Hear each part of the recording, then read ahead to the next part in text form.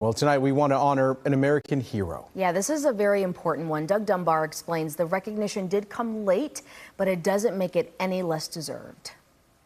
But your husband was, I think it was 26 months captive in a German, 3 German camps, and we wanted to make sure that you received this.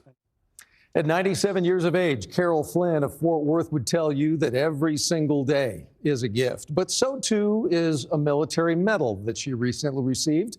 It's a recognition a long time coming for service in a war that she never fought in and over 2 years in a prison camp that she never had to endure. But her husband did.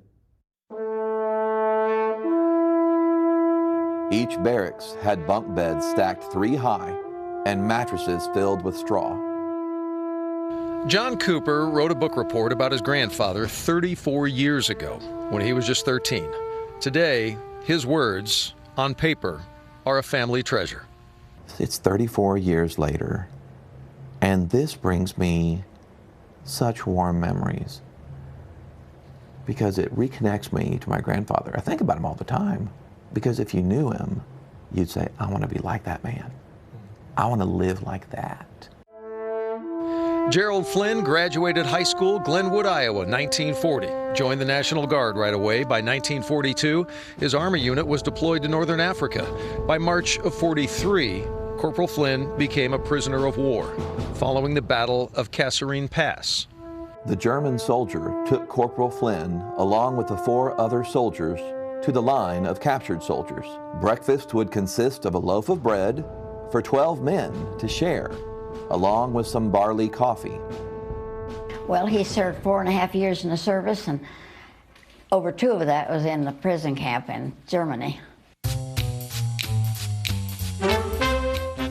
After his service and that time as a prisoner of war, Gerald married Carol. They had 3 kids, and on a rare occasion, they might hear something about Dad's time in the war.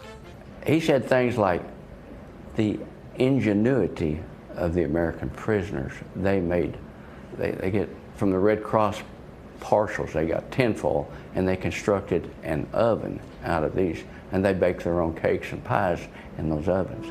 2 years and 2 months as a prisoner of war ended in Germany's Stalag 3B in a dramatic moment that Granddad shared in that decades-old book report.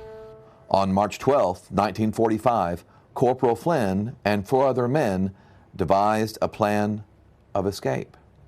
They decided if they laid low in the grass at the end of the line they were marching, they could escape. Amazingly, it worked. The humble husband, father, and grandfather shied away from talking about it all, but after his passing, someone had asked the family to see his prisoner of war medal. After 26 months in captivity, Gerald Flynn somehow never received one. And I don't think we realized the significance of it till we started digging deep into it and really thinking about it. I certainly didn't while I was young. That's when daughter Julie did something about it. A lot of documents, a lot of paperwork, and going back and forth. Endless days of research and digging, combined with the help of State Representative Tony Tinderholt and Congressman Roger Williams, a medal and this moment, 80 years in the making. Look at that on the back. Oh my goodness. They have his name. Oh, yeah. Oh, his name is on there? Yeah. Gerald L. Flynn. Right. For honorable service while a prisoner of war. He just did his duty, and that should be recognized. And that's what he would say. I just did my duty, you know. Didn't feel like he did anything exceptional. And that is the very same thing that Carol Flynn told me. Humble to the very end was her husband. She and Gerald were married for 56 years until his passing November 16th of 2002. But that POW medal now bestowed his service as well as his time as prisoner of war, finally duly recognized.